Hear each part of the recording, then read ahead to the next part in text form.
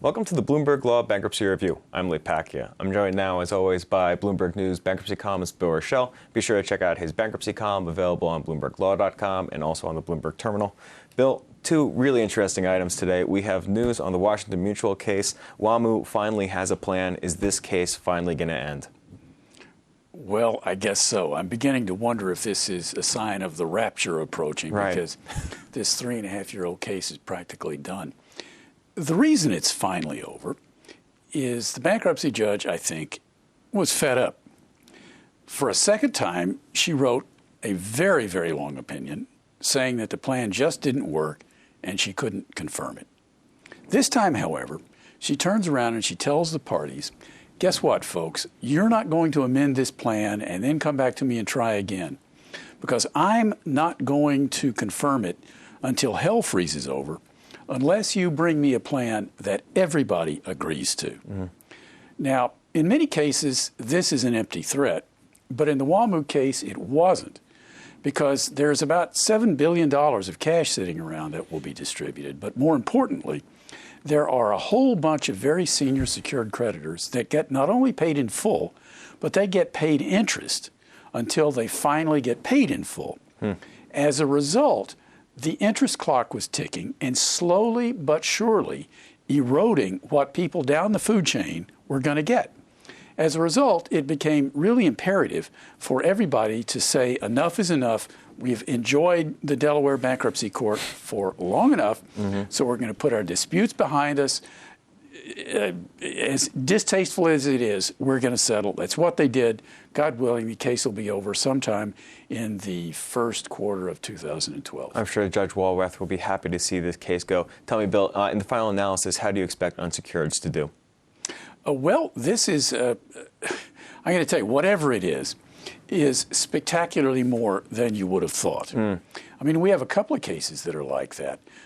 Lehman, if you had thought at the outset that there would be ultimately maybe $65 billion distributed, you would have said, not in my lifetime.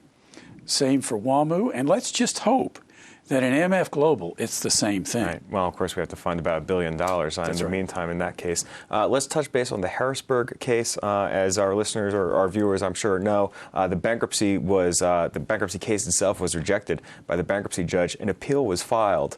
Now what?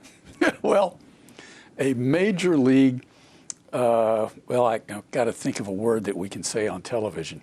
A major league mistake by the lawyer representing the majority of the city council that had put the city into bankruptcy. It was a little problem.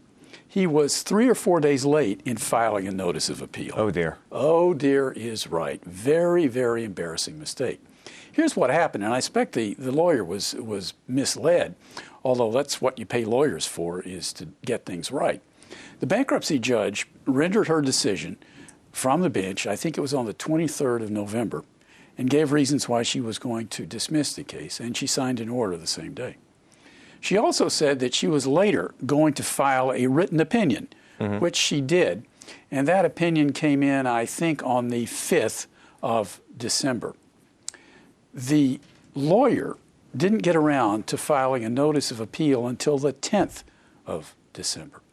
Probably the lawyer assumed improperly, that his time to appeal began to run when she filed the written opinion on the 5th of December. Not so. The rules very clearly say that your time to appeal runs from when the order was signed, and that was back in November. Another sad fact is that had he filed an appeal on the day or even the next day after the written opinion in early December, it still would have been on time. All things considered, this case began with huge publicity back in, I guess it was in early November. The state immediately moved to dismiss. The bankruptcy judge gave reasons as long as her arm why it was unauthorized under state law. So it died a quick death, and now we have this ignominious burial with the appeal found to be too late. So that's the end of the story, huh? Right. All right, Bill, thanks for that.